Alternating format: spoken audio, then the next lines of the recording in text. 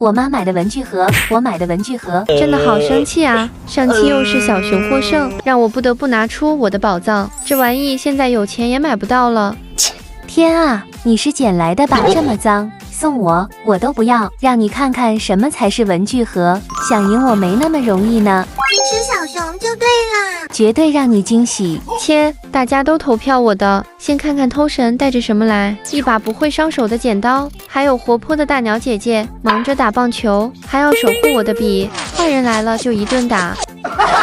重点还是个卷笔刀，然后感觉没啥卵用啊。学习就要有学习的态度嘛，虽然迷你，但很实用，用完直接挂起来。最喜欢就是这个盒子了，别以为小，还真能用。你是画了个积木吧？只有长得好看才看得到。